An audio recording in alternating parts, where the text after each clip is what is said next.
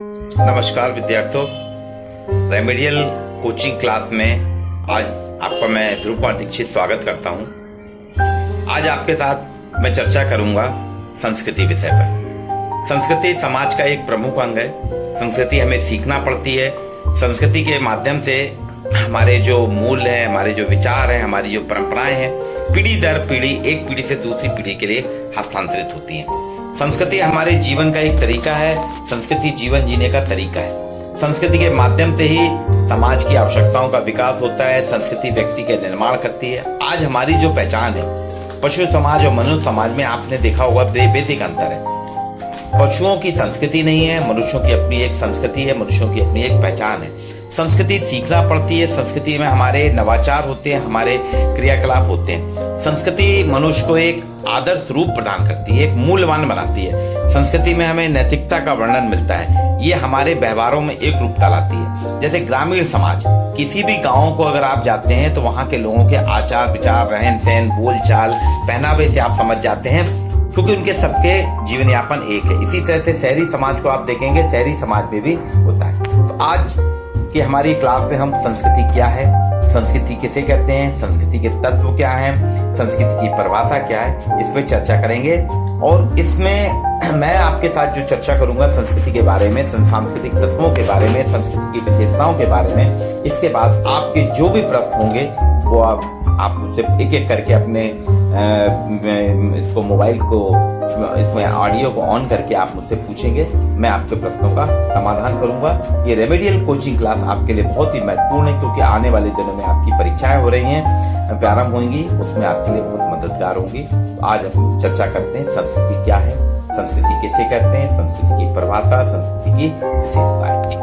संस्कृति के माध्यम से ही हम सीखते हैं, समझते हैं और सभी चीजों को जानने का प्रयास करते हैं। दो चीज आपने देखी होगी, मनुष्य और पशु, दो समाज है, मनुष्य और पशु, दोनों में काफी अंतर है। हम कहते हैं, सामान्य तौर पे कहा जाता है कि मनुष्य पशुओं से ऊपर है। मनुष्य का पशुओं से ऊपर होने का मूल कारण यह है, मनुष्य की अपनी एक संस्कृति है जिससे उसकी पहचान बनती है। लेकिन पशुओं की अपनी कोई संस्कृति नहीं है, इसकी उनकी कोई पहचान नहीं।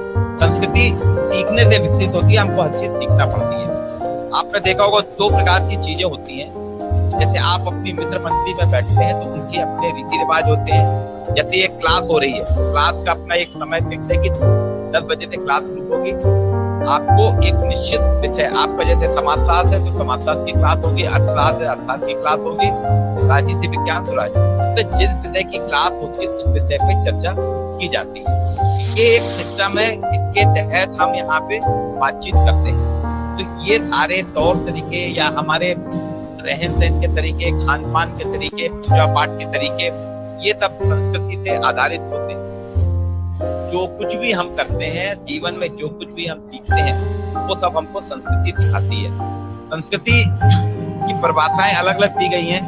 जैसे एक हिंदी कवि है रामधारी सिंह दिनकर जी, उन्होंने कहा था संस्कृति वास्तव में जिंदगी जीने का एक तरीका है, और तो यह तरीका सदियों से चलता आ रहा है और समाज में छाया रहता है, जिसको कि हम समाप्त नहीं कर सकते। संस्कृति वास्तव में एक ऐसी चीज है जो हर समाज में, हर काल परिस्थिति में बराबर चलती रहती है, जिसे हम समाप्त नहीं कर सकते। एक समाजशास्त्री टायलर हुए हैं, टायलर कहते हैं संस्कृति अपने आप में जटिल संपूर्णता है, यानी उसमें इतनी जटिलता होती है कि आम आदमी या सामान्य व्यक्ति उसको समझ नहीं सकता।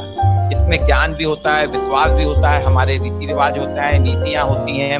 इन सभी को मनुष्यों के द्वारा बनाया जाता है, मनुष्यों के द्वारा अर्जित किया जाता है, और मनुष्यों की इसमें आदतें भी शामिल होती हैं, मनुष्यों के व्यवहार भी शामिल होते हैं। जैसे हमारे अपने आपने देखा होगा जनजाति समाज, अगर हम जाते हैं किसी आदिवासी क्षेत्र में जाते हैं, कोई सुदूर के गाँव में, वहाँ जनजातियों को आपने देखा हो, उनका रहन सहन, खान पान बिल्कुल हमसे अलग है। उनके मकान का तौर तरीका अलग है, उनके खान पान का तरीका अलग है। वो सामान्य तौर पे जो भी चीज रहता है उसको कच्चा ही खाते हैं, और हमारे यहाँ हमारे क्या है, मसाले वाला या भून के पका के खाते हैं। उनके यहाँ सामान्य तौर पे खाया जाता है। ये अंतर आप देखिए, उनके पहनावा जो है वो कम से कम कपड़े में उनकी सीमित आवश्यकताएं रहती हैं, ज्यादा जरूरतें नहीं होती। हमारी आवश्यकताएं बदल जाती। कॉलेज की हमारी यूनिफॉर्म अलग है, कॉलेज की ड्रेस अलग होगी। कहीं पार्क में घूमने जाएंगे तो हमारी ड्रेस अलग हो जाती है, मैरिज में जाते हैं तो हमारी ड्रेस अलग हो जाती है, कॉलेज आते हैं तो अलग ड्रेस हो जाती है। पिक्चर देखने जाते हैं या अपने फ्रेंड सर्किल के साथ हम जब घूमते हैं तब हमारी अलग पहनावा हो जाता है। तो अलग अलग प्रकार से हमारे रहन सहन खान पान तौर तरीके अलग होते हैं। सामान्य तौर पे हम जो खाना खाते हैं बिल्कुल सामान्य खाना खाते हैं, सरल खाना खाते हैं। लेकिन जब आप जाते हैं किसी पार्टी में या किसी मैरिज फंक्शन वगैरह में जाते हैं तो आपको देखेंगे खाने की वैरायटी बदल जाती है। घर में खाना खाने के तौर तरीके अलग होते हैं, मैरिज में या किसी पार्टी में जब हम जाते हैं वहाँ खान पान के तरीके बदल जाते हैं। तो रेडफील्ड नाम के एक समाजशास्त्री हैं, उन्होंने कहा था संस्कृति कला और उपकरणों में जाहिर परंपरागत ज्ञान का वह संगठित रूप है जो परंपराओं के द्वारा संरक्षित होकर मानव समूह की विशेषता बन जाता है। संस्कृति हमारा जो पर्यावरण जो है, हमारा पर्यावरण है, पर्यावरण मतलब जहाँ हम रहते हैं उसके चारों तरफ घिरा हुआ जो क्षेत्र है वो पूरा का पूरा संस्कृति कहलाता है।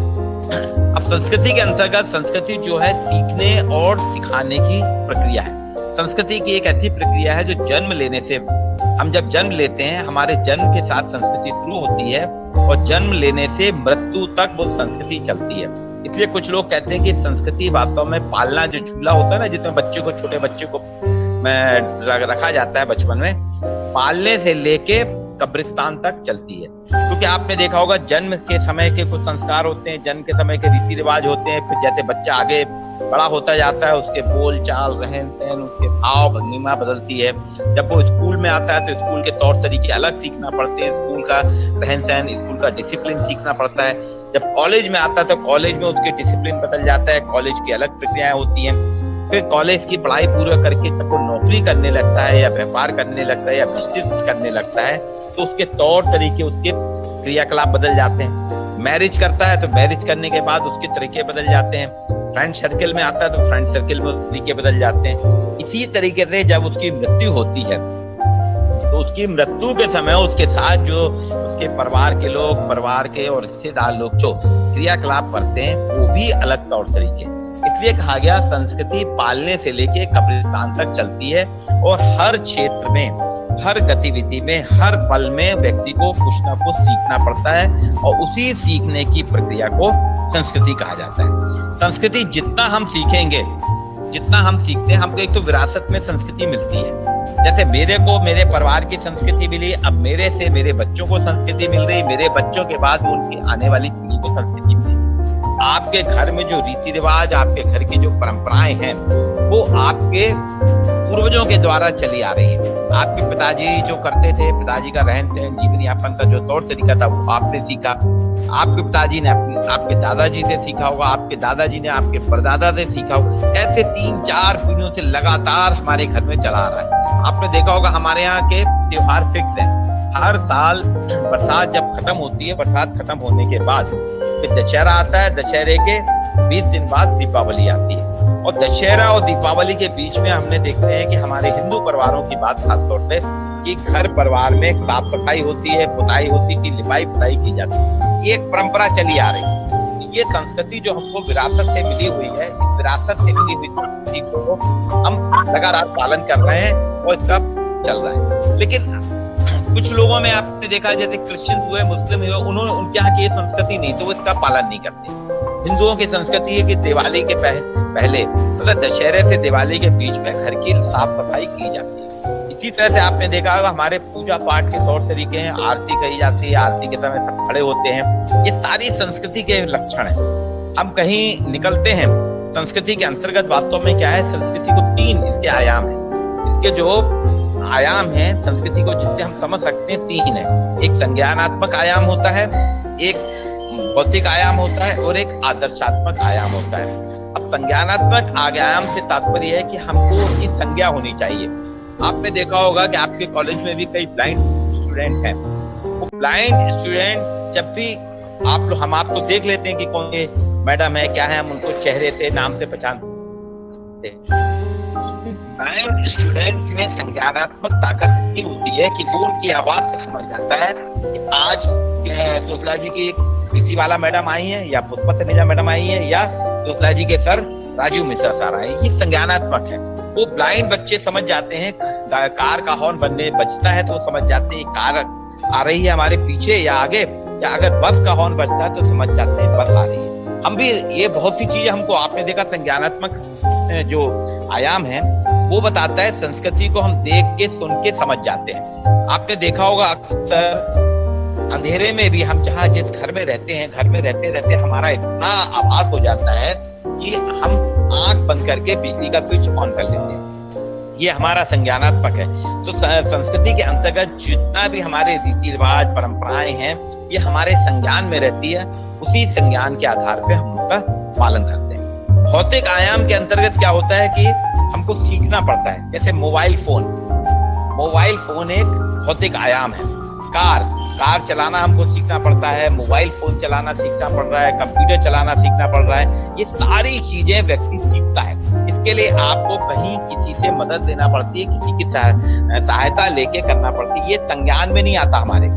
हमको मालूम है कि मोबाइल है, लेकिन मोबाइल फोन अगर हमने आज तक कभी छुआ नहीं होगा, हमने उसको यूज नहीं करा, तो मोबाइल फोन को हमको चलाने के लिए सीखना पड़ेगा, उसको हमको किसी की मदद लेना पड़ेगी। एकदम से आपको कंप्यूटर में बैठा दिया है तो आप कंप्यूटर ऑपरेट नहीं कर पाएंगे। आपसे कंप्यूटर में ये मालूम है ABCD है, लेकिन टाइप नहीं हो, उसमें फाइल खोलना पड़ती है, फिर एक्सेस करना पड़ता है। ये सारी चीजें आपको 2 दिन 3 दिन सीखना पड़ेगी। अगर आपको 2 व्हीलर चलाना आता है और आपको कार दे दी जाए, कार आप नहीं चला पाएंगे। कार का फंक्शन अलग है, कार में स्टीयरिंग होता है, उसके बाद आपके क्लच अलग होते हैं, ब्रेक अलग होता है, एक्सीलेटर अलग होता है। ये सारी प्रक्रिया आपको सीखना। हाँ, 3 दिन 4 दिन में आप जब कार चलाना सीख जाएंगे तो आप सड़क पे चला सकते हैं। ये होता है आपका भौतिक आयाम की भौतिक चीज। कार क्या है? भौतिक चीज है। मोबाइल फोन भौतिक चीज है, कंप्यूटर भौतिक चीज है। तो भौतिक फिजिकल जो मनुष्य के द्वारा बनाई गई है, जो मनुष्य के द्वारा बनाई गई है, उसको हम सीखने का प्रयास करते हैं। एक होता है आदर्शात्मक आयाम, मतलब आइडियल।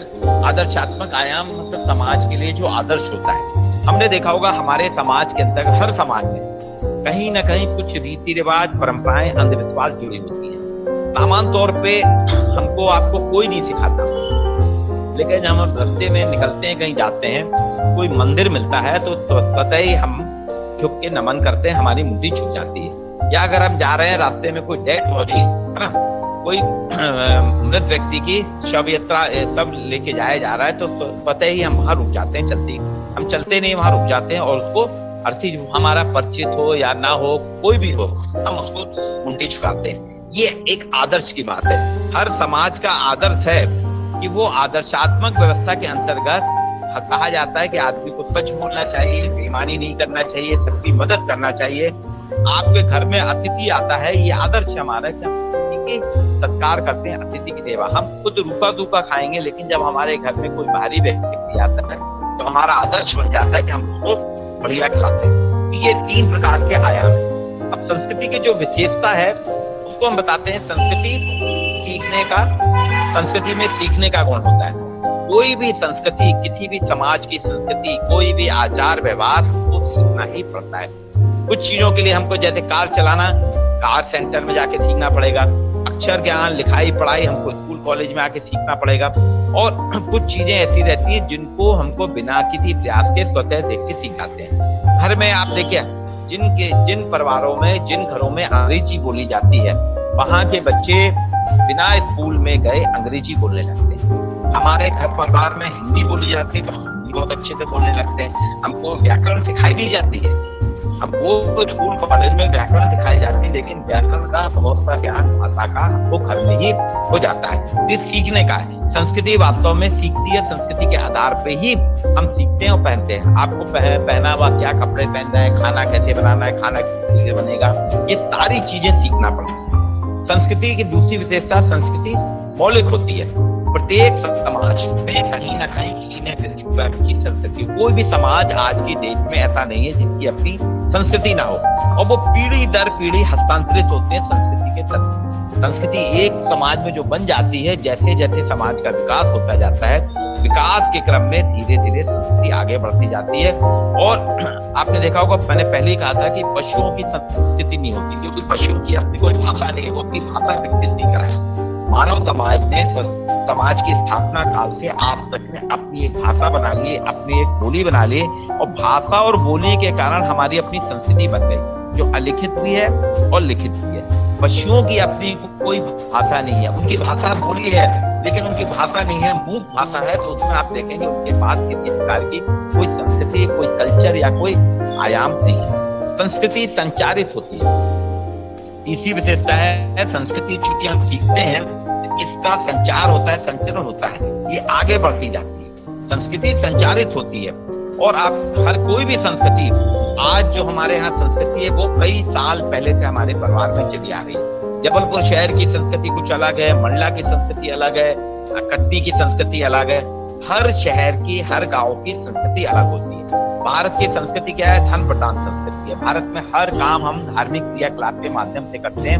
हमारे यहाँ जो भी गतिविधियां होती हैं उसमें पाप और पुण्य की बात की जाती है। तो भारतीय समाज क्या है? धन प्रधान है। वहीं वेस्टर्न कंट्रीज में जाते हैं, वहां धर्म को उतना महत्व नहीं दिया जाता, वहां कर्म की बात करते हैं, वहां आधुनिकता है, वहां हर चीज को नए तरीके से देखा जाता है, वहां विज्ञान का दर्शन है, वैज्ञानिकता को प्राथमिकता दी जाती है। ये पीढ़ी दर पीढ़ी हमको मिलती गई है और उसी के आधार पर हम इसको विकसित करते जा रहे हैं। चौथी विशेषता है संस्कृति समाज से संबंधित। जो भी संस्कृति आप देखेंगे वो जहाँ जिस समाज में है उस समाज से संबंधित होती है। जैसे भारत की संस्कृति जो है भारतीय समाज से संबंधित है, अमेरिका की संस्कृति अमेरिकी समाज से संबंधित है, पाकिस्तान की संस्कृति पाकिस्तानी समाज से संबंधित है। तो सारे के सारे समाज, जहाँ जैसा समाज होता है उस समाज की उत्पत्ति कैसे हुई, समाज का विकास कैसे हुआ, समाज में मतलब समाज से अलग रह के कोई भी व्यक्ति अपने आप को विकसित नहीं कर सकता। हमने आपने जितना जो कुछ भी विकास किया है समाज में रह के किया। जैसे पहले आपने देखा होगा, अगर हम देखें तो प्रारंभिक काल में पेपर नहीं था, कागज नहीं था, कलम नहीं थी, तो उस वक्त के लोग जो थे गुफाओं में छेनी हथौड़े से दीवारों में लिखा करते थे। तो गुफाओं में जो शिलालेख होते हैं ना, अजंता की ये मूर्तियां बनाई जाती हैं, मूर्तियों के माध्यम से या दीवारों में लिखा जाता है। फिर इसके बाद जैसे जैसे विकास होता गया, लोगों ने कागज का आविष्कार किया, फिर पेन का आविष्कार हुआ।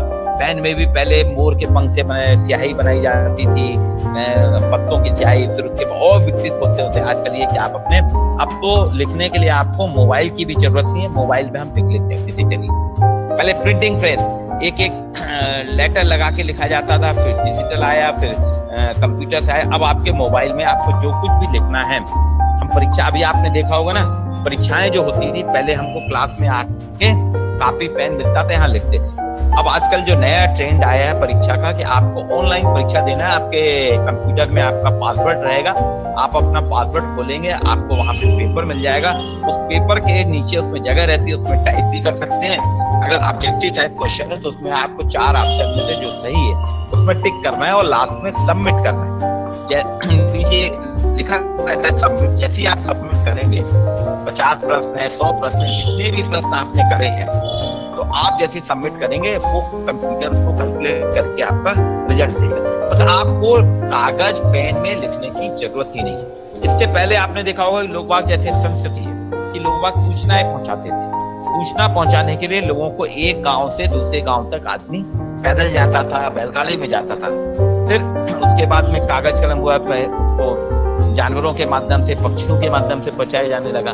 फिर उसमें और विकास हुआ, फिर टेलीफोन आया, फिर मोबाइल आया। अब आपको कहीं कहीं जाने की जरूरत नहीं है, आप अपने मोबाइल फोन से ही जो भी सूचना देना चाहते हैं, जो भी पत्र भेजना चाहते हैं, आपके पास। अभी कुछ सालों से आपने देखा होगा हमारे यहाँ जितने भी सरकार के आदेश होते थे, ये सरकारी आदेश कॉलेज में आते थे, वो भोपाल से एक आदेश चलता था और 4 दिन बाद कॉलेज आता था।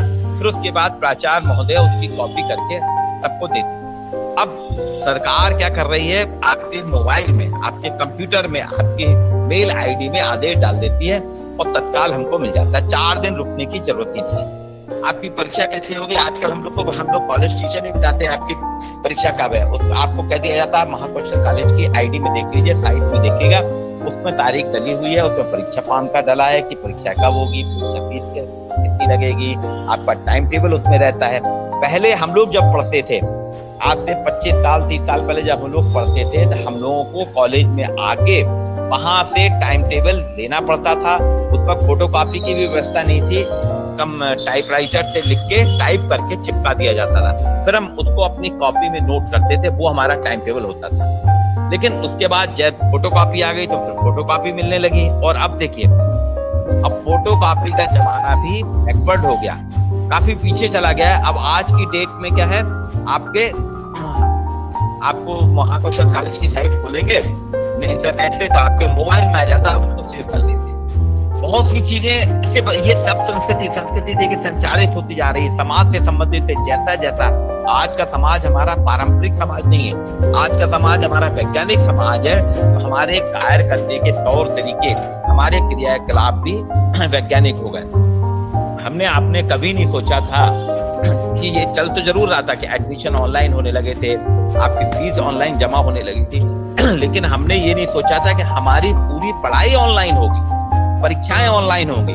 और आप देखिए पिछले साल कोरोना वायरस आया तो आपकी ऑनलाइन क्लासेस होने लगी, आपको कॉलेज आने की जरूरत नहीं पड़ी, आप घर में बैठ के आपको लेक्चर दिया जा रहा है। अभी जैसे महाकौशल कॉलेज, इसके पहले रेमेडियल कोचिंग में मेरे को कॉलेज आना पड़ता था, मेरे को टाइम दिया जाता था कि सर आप इतनी बजे आपको ये क्लास देना है, आप इतनी तारीख को इतने बजे आइए। जब मैं कॉलेज पहुंचता था वहां आप लोग मेरे साथ क्लासरूम में बैठते थे और मैं आपसे फेस टू फेस आमने सामने की बात करता था। अब आज क्या जमाना है, आप आती है, मैं अपने कॉलेज में किशोरमणि कॉलेज से आपको क्लास दे रहा हूँ। इसके पहले पिछली क्लास जब हमने ली थी, आपको याद होगा 25 तारीख को ली थी मैंने, 25 जनवरी को। 25 जनवरी को मैं बम्बई गया था, तो बम्बई से मैंने क्लास ली थी। हमने सर पढ़ा क्या रहे आप? मैं सारा संस्कृति की बात करा रहा हूँ कि वैज्ञानिक संस्कृति हो गई आज। तो जैसा समाज होता है, ये विज्ञान है, तो विज्ञान में टेक्नोलॉजी के हिसाब से संस्कृति, हमारे रहन सहन, हमारे क्रियाकलाप चलते हैं। तो संस्कृति वास्तव में हमारे रहन सहन व्यवहार का तरीका है। जब पारंपरिक थी तो हम परंपराओं के हिसाब से चलते थे, हमारी परंपराएं थी। आज क्या है, विज्ञान है ना, तो विज्ञान में तकनीकी प्रयोग किया जा रहा है। ये संस्कृति हमेशा चलती रहती है, संस्कृति भी समाप्त नहीं होती। संस्कृति समाज से जैसा समाज होगा, अगर आपका समाज वैज्ञानिक समाज है तो आपकी संस्कृति वैज्ञानिक होगी, आपके आचार विचार वैज्ञानिक होंगे।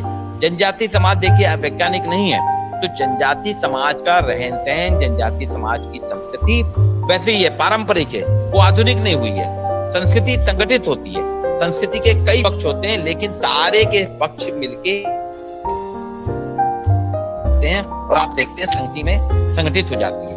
संस्कृति का संबंध जो है मानवीय आवश्यकताओं से, हमारी जो आवश्यकता होती है, हम अपनी आवश्यकताओं की पूर्ति संस्कृति के माध्यम से करती है। संस्कृति हमको बताती है कि प्रत्यक्ष रूप से आपको ये काम करना है, अप्रत्यक्ष रूप से भी बताती है संस्कृति आपको ये करना है और ये नहीं करना है। संस्कृति एक आदर्श होती है। प्रत्येक समाज में, मानव समाज का जो निर्धारण होता है या हमारा जीवन यापन होता है, वो कुछ आधारों पे होता है, आदर्श नियमों से। आपके यहाँ कॉलेज के आने का टाइम फिक्स है, आपको इतने बजे कॉलेज आना है, आपकी ये पीरियड लगेगा। परीक्षा आपका तय है कि 3 घंटे में परीक्षा होगी, ये एक आदर्श है। आपके घर में कोई आता है तो आप उसका मान सम्मान करते हैं। ये सारी चीजें जो हैं संस्कृति के एक आदर्शात्मक पक्ष है। पशुओं में आप देखिए, पशुओं की संस्कृति नहीं है तो पशुओं पे कोई आदर्श नहीं है। पशु कहीं भी खड़े रहते हैं, कैसे भी रहते हैं, कहीं भी टॉयलेट करते हैं, कहीं भी सो जाते हैं, कहीं भी घूमते विचरण करते हैं। लेकिन मनुष्य की अपनी संस्कृति, तो मनुष्य का अपना घर है, मनुष्य का अपना जीवन यापन है, अपने उसके आदर्श है। ये सारी चीजें जो है ये आदर्शात्मक है। संस्कृति वास्तव में क्या है, प्रत्येक व्यक्ति के लिए एक महत्वपूर्ण आयाम है। अगर संस्कृति विहीन कर दिया जाए, अगर हमारे समाज से संस्कृति में रहन सहन, बोलचाल, भाषा, जीवन यापन के तौर तरीके अगर अलग कर दें तो समाज हमारा जीरो हो जाएगा। संस्कृति और समाज में अब यहाँ अंतर की बात करें, लेकिन कुछ लोग कहते हैं संस्कृति और समाज सेम है, और संस्कृति अलग है, समाज अलग है। एक समाज के अंतर्गत समाज कैसे चलेगा, समाज के संचालन के लिए संस्कृति बनाई जाती है। तो संस्कृति क्या होती है, समाज और संस्कृति दोनों घनिष्ठ रूप से एक दूसरे से आपस में जुड़े हुए हैं और एक दूसरे को प्रभावित करते हैं, और दोनों ही एक दूसरे पर निर्भर है। समाज भी संस्कृति पर निर्भर है और संस्कृति भी समाज पर निर्भर है। लेकिन इसमें अंतर क्या है, संस्कृति क्या है, हमारे जीवन यापन का तरीका है। हम जो जीवन यापन करते हैं सुबह से लेकर शाम तक, जन्म से लेकर मृत्यु तक, ये तौर तरीका, ये क्रियाकलाप हमारा संस्कृति है। और समाज क्या है, जहाँ कई व्यक्ति आपस में मिलके एक साथ संगठित रूप से रहते हैं, व्यक्तियों के संबंधों की जो व्यवस्था है वो समाज है। समाज व्यक्तियों से मिलके बनता है, संस्कृति व्यक्तियों के जो हमारे व्यवहार है, कार्य प्रणाली से मिलके बनता है। तो दूसरी चीज क्या है, संस्कृति के अंतर्गत 2 प्रकार की संस्कृति, संस्कृति के प्रकार पे बनाते हैं, तो संस्कृति दो प्रकार की, एक होती है भौतिक संस्कृति, एक होती है अभौतिक संस्कृति। भौतिक संस्कृति क्या करती है, जो व्यक्ति के दो बनाते व्यक्ति हैं, भौतिक को भी व्यक्ति बनाता है, अभौतिक को भी बनाता है, लेकिन भौतिक संस्कृति जो हमारे द्वारा बनाई जाती है, जिसमें निरंतर परिवर्तन होता रहता है, जो हमको दिखाई देती है, जिसको हमको प्रयोग करना पड़ता है, वो भौतिक संस्कृति। जैसे मोबाइल फोन, ये भौतिक संस्कृति है। ये मोबाइल फोन व्यक्ति के द्वारा बनाया गया है, इसको हमको ऑपरेट करने के लिए हमको सीखना पड़ता है।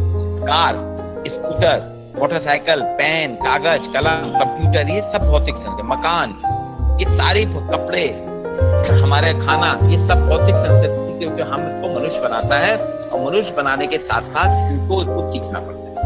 अब भौतिक संस्कृति के समाज के अंतर्गत हमारे जो व्यवहार हैं, हमारे क्रियाकलाप हैं, कुछ हमारे परंपराएं, रीतियां, रूढ़ियां, रीति रिवाज जो हैं, ये सामूहिक रूप से रहते रहते स्वतः ही बन जाते हैं, इनको बनाना नहीं पड़ता।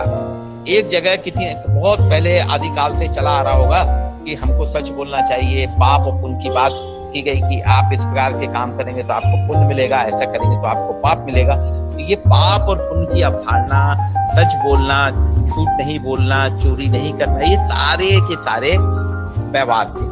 और धीरे धीरे वो जब एक समाज में बनते गए, कुछ लोगों के द्वारा हुआ, फिर वो उनके व्यवहार में चलने लगे, और आज आप देखिए कितना ही ये अभौतिक पक्ष है जो हमको दिखाई नहीं देता, जिसको हम महसूस करते हैं। संस्कृति का जो अभौतिक पार्ट है या अभौतिक संस्कृति हमको दिखाई नहीं देती, हमको उसको महसूस करना पड़ता है, उसको हमको जानना पड़ता है, उसको हमको समझना पड़ता है। और देखिए उसमें बदलाव बहुत कम होता है। जैसे दहेज प्रथा, दहेज प्रथा आदिकाल से चली जा रही, कानून में बन गया कि दहेज गैर कानूनी है, लेकिन आज भी दहेज का लेन देन समाज में चल रहा है, खत्म। छुआछूत, ये सदियों से चली आ रही है। ऊंची जाति और नीची जाति के बीच में जाति आधार पे जो भेदभाव है, कानूनन अपराध है, लेकिन यदा कदा हमको इसकी घटनाएं पूरी देखने को मिलती है। आज भी पूरा समाज, भारतीय समाज जाति के आधार पे बटा हुआ है। तो ये दिखाई देता है हमको, इसको महसूस करना पड़ता है, इसको हम पकड़ नहीं सकते, इसका आकार नहीं बना सकते। ये अभौतिक पक्ष है। भौतिक पक्ष बहुत तेजी से बदलता है। आपने देखा होगा कि टीवी वगैरह में दिखाते हैं पुराने जमाने की जो कारें रहती है, वो और आज की कार देखिए कितना अंतर आ गया। पहले हम चलते थे, पैदल चलते थे, फिर घोड़ा गाड़ी, बैलगाड़ी से चलते थे।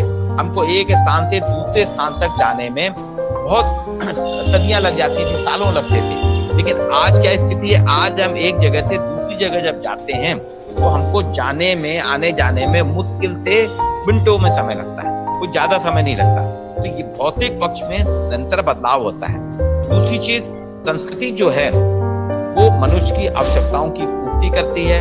संस्कृति हमारी जो भी, चाहे शारीरिक हो, सामाजिक हो, मानसिक आवश्यकताएं, इन सभी की पूर्ति करती है। और इसी आवश्यकताओं की पूर्ति के लिए मनुष्य निरंतर कुछ ना कुछ आविष्कार करता रहता है। जो डेवलपमेंट होता रहता है ना, जो आविष्कार होते हैं, नई नई खोज होती है। जैसे अभी ऑनलाइन क्लासेस चालू हुई, वर्क फ्रॉम होम की संस्कृति प्रारंभ हुई कि आप अपने घर से बैठ के काम करिए। ये कोरोना वायरस के कारण स्थिति हुई कि आप भीड़ भाड़ में जा नहीं सकते, और फिर सब कुछ बंद कर दिया गया था। बंद करने के कारण काम कैसे चले, तो वर्क फ्रॉम होम चालू किया गया कि आप अपने घर से बैठ के कराइए।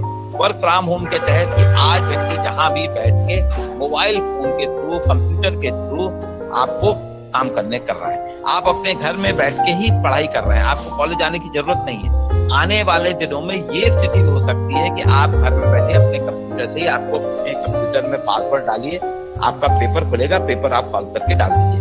तो ये हमारी आवश्यकताओं की पूर्ति करती है। जहाँ जैसी हमारी जरूरत होती है, जहाँ हमारी जैसी आवश्यकताएं होती है, उन आवश्यकताओं के लिए भौतिक या सांस्कृतिक पर्यावेश होते हैं, उसमें उनकी पूर्ति। दूसरी चीज, संस्कृति व्यक्ति निर्माण में एक मौलिकता है।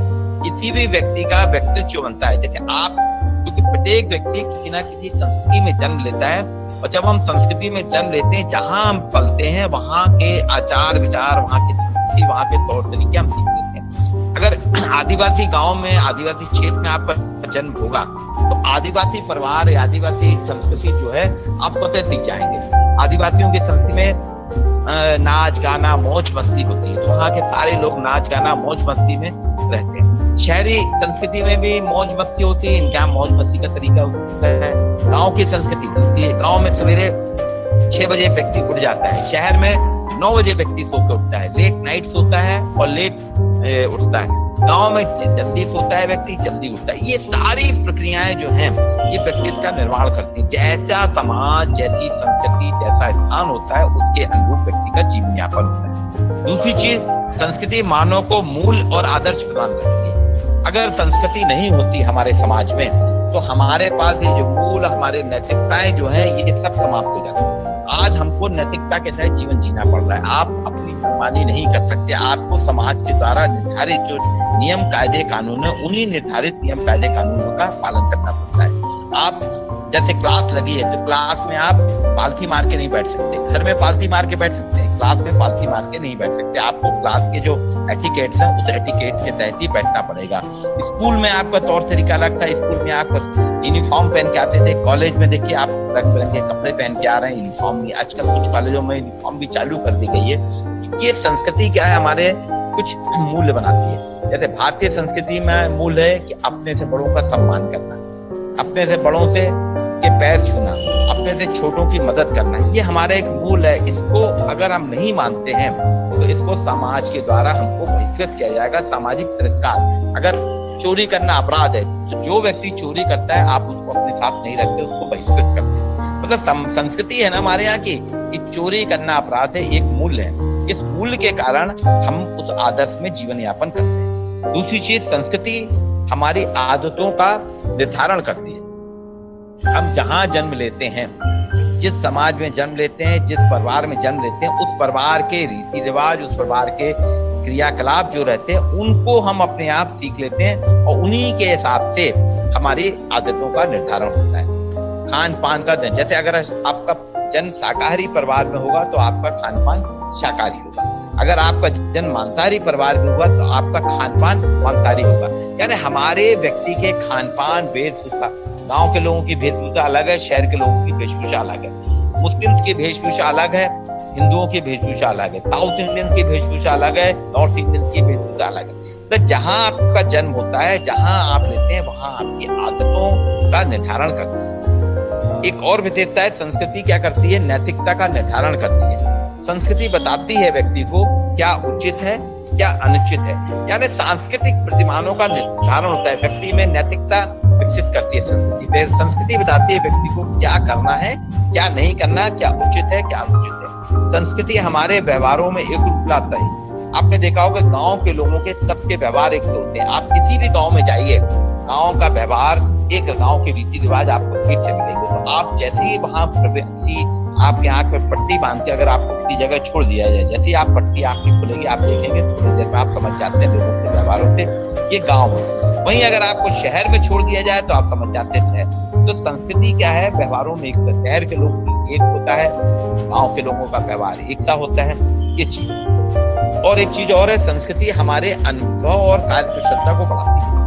पीढ़ी दर पीढ़ी जैसे जैसे संस्कृति हस्तांतरित होती है तो नई पीढ़ी पुरानी पीढ़ी से सीखती है और पुरानी पीढ़ी के अनुभवों के आधार पे वो उसमें अपने कौशल प्राप्त करती है। आपने देखा बच्चे जितना भी हमारे घर के रीति रिवाज बच्चे अपने आप सीख जाते हैं और उसी अनुभव के आधार पे उसको कार्यकुशल होते हैं।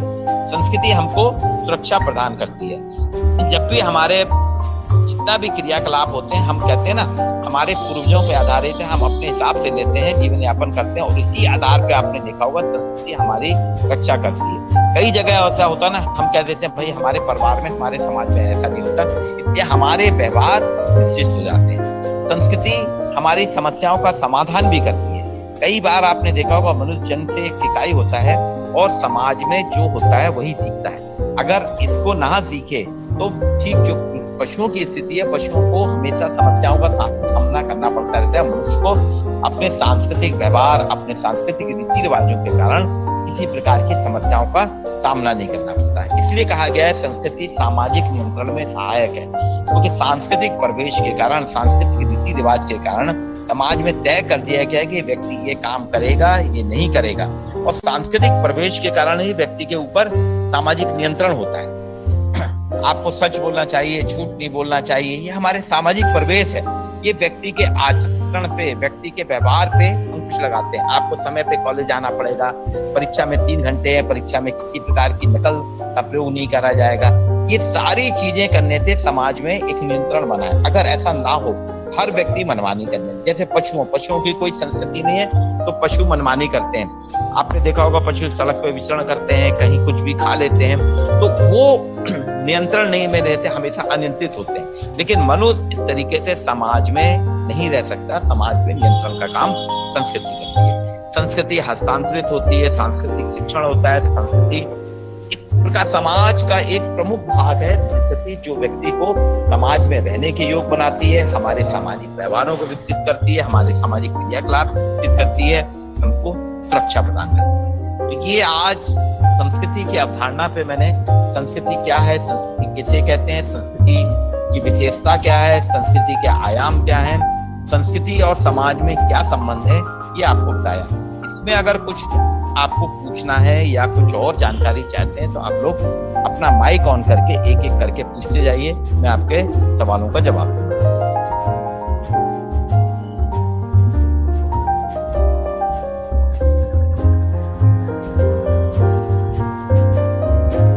किसी को पूछना है तो पूछ सकता है वो।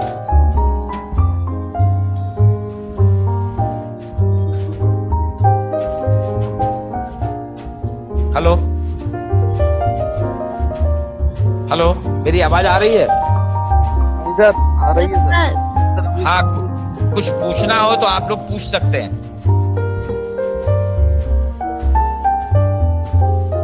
कुछ नहीं पूछना जी सर। है? क्लियर हो गया सर? चलिए मैं एक चीज और बताता हूँ। संस्कृति के उपादान या संस्कृति में एक होता है सांस्कृतिक तत्व। यानी सांस्कृतिक तत्व से तात्पर्य यह है कि संस्कृति की सबसे छोटी इकाई जिससे संस्कृति का निर्माण होता है। कोई भी एक संस्कृति एक तत्व से नहीं बनती है, बल्कि प्रत्येक संस्कृति में बहुत से तत्व शामिल होते हैं, है ना। उन सभी तत्वों को मिला के, जैसे खाना बनाना, खाना बनाने के लिए आपको सब्जी लाना पड़ेगी, सब्जी काटना पड़ेगी, वो एक तरीका है। सब्जी काटेंगे, फिर उसको गर्म करेंगे, उसमें मसाले डालेंगे, अलग अलग पेस्ट में। अगर आप ऐसे ही सब्जी रखते हैं तो वो सब्जी नहीं बनती है। रोटी बनाने के लिए आपको गेहूं को पिसाना पड़ेगा, आटा बनेगा, आटे को गूंथना पड़ेगा, फिर उसको बेलना पड़ेगा, फिर उसको सेंकना पड़ेगा। तो ऐसे ही संस्कृति हमारे जो जीवन के व्यवहार हैं, तौर तरीके हैं, अलग अलग इकाइयां हैं, उन सबको रीति रिवाज, बोलचाल, भाषा, पहनावा, ये सब मिला के एक सांस्कृतिक तत्व बनते हैं, उनका मिला है। दूसरी चीज होता है एक सांस्कृतिक संकुल होता है। प्रत्येक समाज की संरचना कई प्रकार के परिवार समूह से मिलकर बनती है। ये पूरे के पूरे सांस्कृतिक संकुल बन जाता है, एक ग्रुप बन जाता है। सदरलैंड नाम के एक थे, वुडवर्ड ऑफ सदरलैंड, वो कहते थे संस्कृति संकुल जो है, सांस्कृतिक तत्व जो होते हैं उनकी समग्र समूह है। आप गांव में देखेंगे, गांव का रहन सहन, जीवन यापन पूरे में एक संकुल के रूप में रहता है, उसमें सबको पालन करना पड़ता है। फिर एक होता है सांस्कृतिक क्षेत्र, इसका एक अंग होता है सांस्कृतिक क्षेत्र, यानी संस्कृति जो है उसका एक क्षेत्र है, एक भौगोलिक क्षेत्र है, उसके बाहर नहीं जाते। जैसे भारत की संस्कृति, भारत के नक्शा में आपने देखा होगा ना, जो नक्शा है वहां तक आपको भारतीय संस्कृति मिलेगी। या भारत के लोग जो विदेशों में जाके रह रहे हैं, जहाँ एक जगह रह रहे हैं, तो वहां पे भारतीय संस्कृति मिलेगी। गांव के लोग जहां तक रहते हैं, जिस भौगोलिक सीमा तक, वहां तक फैलती है, तो वो कहलाता है समान संस्कृति। हर्ट्सकोविट्ज ने कहा है कि समान संस्कृति वाला क्षेत्र सांस्कृतिक क्षेत्र कहलाता है। जैसे ही आप गांव से शहर में आते हैं तो आप वो क्षेत्र बदला ना, भौगोलिक क्षेत्र बदला, भौगोलिक क्षेत्र बदलने के साथ आप देखते हैं वहां संस्कृति बदल जाती है। आप यहाँ से पनागर जाइए, आजकल क्या है, जबलपुर और पनागर के बीच के अगर एरिया में देखें तो करीब करीब एक सी संस्कृति दिखती है। लेकिन पनागर के अंदर के गांव में जाते हैं तो आपको वहाँ की संस्कृति, वहाँ का रहन सहन, लोगों के बोलचाल, पहनावा, खान पान, बोली सब बदल जाता है। ये एक सांस्कृतिक क्षेत्र कहलाता है। संस्कृति प्रतिमान, समाज के अंतर्गत संस्कृति प्रतिमान का निर्माण करता है। पैटर्न, कल्चरल पैटर्न बनाया जाता है, जिसके माध्यम से लोग अपना, जैसे गांव की संस्कृति का प्रतिमान क्या है, गांव की संस्कृति में धन को प्रधानता दी जाती है, जाति व्यवस्था रहती है, पंचायती राज को व्यवस्था दी जाती है। शहर में आधुनिकीकरण होता है, शहर में खेती किसानी नहीं है, शहर में व्यवसाय को प्राथमिकता दी जाती है। मतलब हम हर चीज में व्यावसायिक बुद्धि अपनाते हैं, व्यावसायिक क्रियाकलाप करते हैं। शहर में आधुनिकता है, वैज्ञानिकता है, ये सांस्कृतिक प्रतिमान है। तो वास्तव में संस्कृति जो है अनेक उपभागों से बनने वाला एक विशाल और महत्वपूर्ण क्षेत्र होता है, जिसको हम सांस्कृतिक विद्यमान कहते हैं। और ये संस्कृति कभी भी खत्म नहीं होती। हर समाज की संस्कृति में बदलाव आता है, परिवर्तन आता है, लेकिन संस्कृति कभी खत्म नहीं होती। संस्कृति हमेशा निरंतर चलने वाली एक प्रक्रिया है।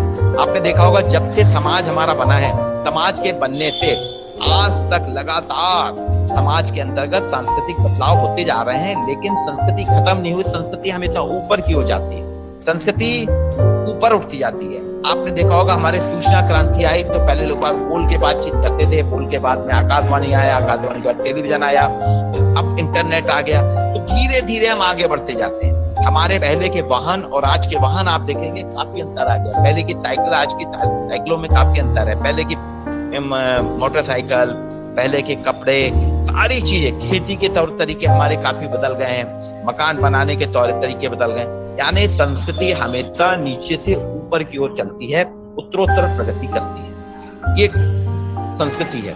तो संस्कृति ये आपके बीए में भी आएगा, एमए में भी आता है, और पीएससी की परीक्षा वगैरह आप देंगे, कॉम्पिटिटिव एग्जाम, उसमें भी संस्कृति के बारे में पूछा जाता है। संस्कृति क्या है, संस्कृति का अर्थ, संस्कृति की विशेषताएं, संस्कृति के प्रकार, संस्कृति के उपादान, संस्कृति के आयाम, और संस्कृति का समाज पे क्या प्रभाव पड़ता है, ये सारी चीजें हमेशा निरंतर पूछी जाती है। उसी को इंगित करते हुए आज का ये लेक्चर मैंने कहा था संस्कृति की अवधारणा, जिसके अंतर्गत संस्कृति की परिभाषा, संस्कृति का अर्थ, संस्कृति की विशेषता, संस्कृति के उपादान और संस्कृति के आयाम, और संस्कृति और समाज के क्या संबंध है, ये आपके सामने रखा। अभी भी एक पूछता हूँ कि उसके बाद फिर मेरी दूसरी क्लास शुरू होगी। अगर आपको कुछ पूछना है तो ये 2 मिनट के अंदर आप पूछ लीजिए, मैं आपके प्रश्नों का उत्तर दूंगा। सर, सभ्यता और संस्कृति में क्या अंतर होता है? देखिए, सभ्यता और संस्कृति समान तौर पे दिखते एक है। हम कहते हैं ना, ये हमारी सभ्यता, ये हमारी संस्कृति है। सभ्यता क्या है? संस्कृति का एक पार्ट है जो बताता है, सभ्यता से पता चलता है कि आपकी संस्कृति कितनी विकसित है। जैसे आज से 25 साल पहले की सभ्यता और आज की सभ्यता में अंतर आ गया है। सभ्यता हमारे विकास का क्रम, जिसके आधार से डेवलपमेंट हमारा जो दिखता है ना, वो विकास है। संस्कृति हमारे कार्य करने के तरीके, हमारे तौर तरीके हैं। प्राचीन सभ्यता मतलब आज से काफी पुराना 20 साल 100 साल पहले के जो है ना रीति रिवाज, उसको कहा जाता है सभ्यता। सभ्यता से ये पता चलता है कि कितना विकास हुआ है।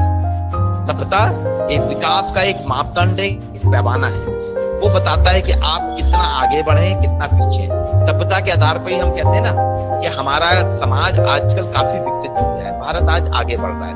और सभ्यता को आगे बढ़ाने या सभ्यता को विकसित करने में संस्कृति का महत्वपूर्ण योगदान होता है। जो हमारी संस्कृति होती है, जो हमारे कार्य करने के तौर तरीके रहते हैं, ये वास्तव में सभ्यता को विकसित करते हैं। ये है सभ्यता और